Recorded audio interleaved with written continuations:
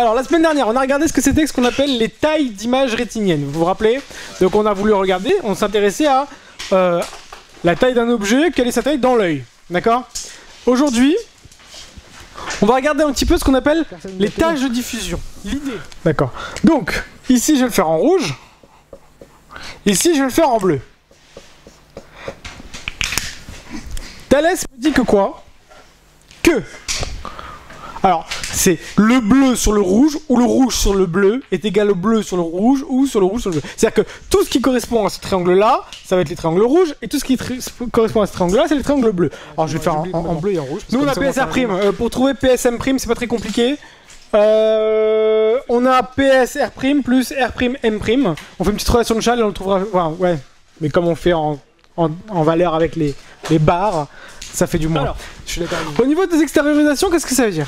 On va vous demander pourquoi un hypermétrope voit plus gros et pourquoi un myope voit plus petit. En gros, c'est ça.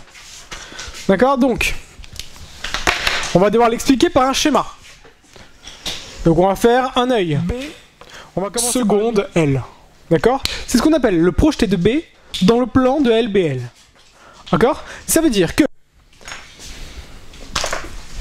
en vérité, quand le sujet regarde l'objet à LBL, il a l'impression de regarder en vérité AL, BL secondes.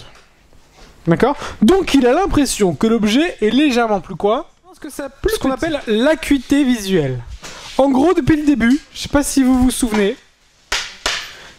Depuis le début, je sais pas si vous vous souvenez, mais je vous ai parlé de vision floue et vision nette. D'accord? Sauf que, bon, quand c'est net, c'est bien. Mais quand c'est flou, c'est pas bien, mais ça peut être encore pire, ça peut être encore plus flou. Il y a une notion de flou qu'on va devoir noter. On va devoir donner une note. Est-ce que c'est flou, très flou? On va pas le dire comme ça. On va le mettre une note. Est-ce que vous avez 10 sur 10, donc vous voyez bien? Est-ce que vous avez 5 sur 10, est-ce que vous voyez pas bien? Est-ce que vous avez 1 sur 10, vous êtes très nul? Etc. etc. D'accord, donc, eh bien, c'est là le clou du spectacle. Est égal à 1 sur la valeur de S. D'accord? Si l'angle S fait 1 minute, alors ça fait 1 sur 1. Et donc ça fera donc quoi?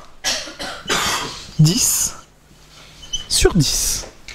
Ça veut dire que si vous avez 10 dixièmes, concrètement, ça veut dire que vous arrivez à distinguer un objet dans lequel le détail mesure 1 minute. C'est pas une lettre. Donc on va vous demander la hauteur de H.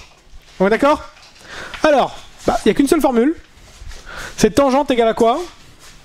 Tangente de U est égale à H, 0,14 mètres. Ça veut dire qu'en gros, la lettre doit faire 14 mm, 1,5 cm. Et ça veut dire que si je regarde, écoutez bien, une lettre de hauteur 1,4 cm, alors que je me positionne à 5 mètres, alors, si j'arrive à la lire, j'ai 5 dixièmes. Si j'arrive pas, je ne les ai pas. Il a dit voilà. Plus ce qu'on appelle la défocalisation est importante, moins bonne sera l'acuité. Quand je parle de défocalisation, c'est quoi? C'est la différence de proximité entre la rétine et l'image. D'accord? Plus cette différence de proximité est importante, moins mon acuité sera bonne. Et il a dit quoi? Delta, ce que j'appelle défocalisation, réfraction complémentaire, tout ce que vous voulez en gros qui traduit la différence de proximité entre la rétine et l'image, est égal à 1 sur 4 fois l'acuité visuelle. Ou, si vous préférez aussi, acuité visuelle est égale à 1 sur 4 fois delta. Vous la mettez dans le sens que vous voulez. Mais il faut les connaître. Dès que vous ne savez pas répondre à une question, quoi qu'il arrive, vous direz quoi?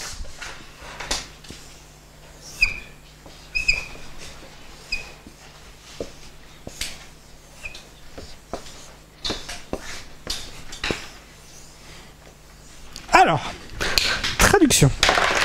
Celle-là, c'est la plus importante de toutes. D'accord? Si vous la connaissez pas, je vous l'explique. DL, c'est quoi à votre avis?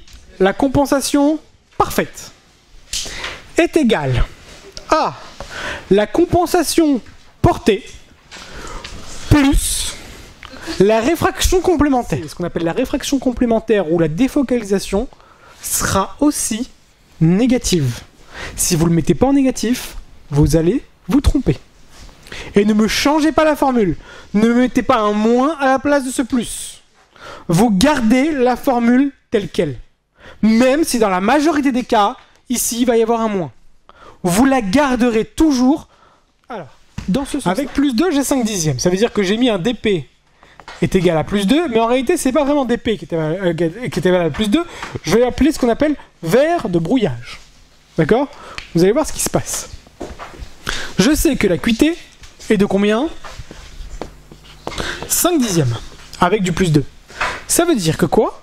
Je vais chercher ce qu'on appelle sa compensation parfaite, celle qui le compenserait parfaitement. Et j'utilise toujours quoi? La même formule, dl égale dp plus rc. Ouais, je cherche dl. dp, qu'est-ce que le sujet porte à ce moment de l'examen de vue? Il porte moins 6 plus 2. Donc il porte moins 4. Plus RC. Le sujet a une acuité de 5 dixièmes, ça fait une réfraction complémentaire de 0,50, mais comme je l'ai mise devant, ça fait plus moins 0,5 dioptrie. Ça veut dire au final que le sujet serait compensé parfaitement par moins 4,5. Donc quand il porte moins 6, il est ce qu'on appelle surcompensé. Qu'est-ce qui s'est passé? Regardez bien.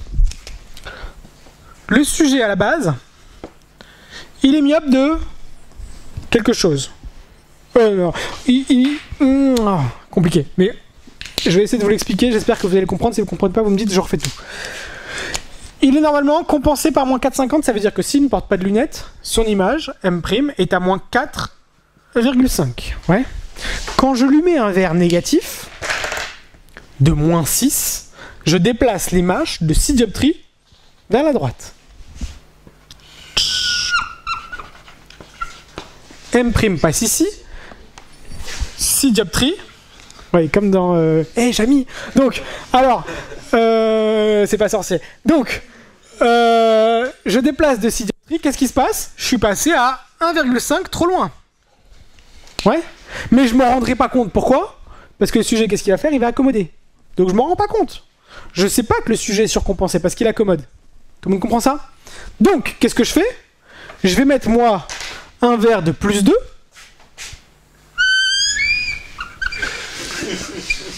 Très bien, plus 2. Et qu'est-ce que ça va faire? Ça va amener l'image devant la rétine. De combien? Bah là, j'étais à plus 1,50. Je mets plus 2 forcément ici. Et avoir 0,5 d'écart entre les deux. Vous comprenez l'idée? Ici, hein, je parle. Hop. Et donc, quand je lui mets une défocalisation de moins 0,50, comment je m'en rends compte? Parce que son acuité chute.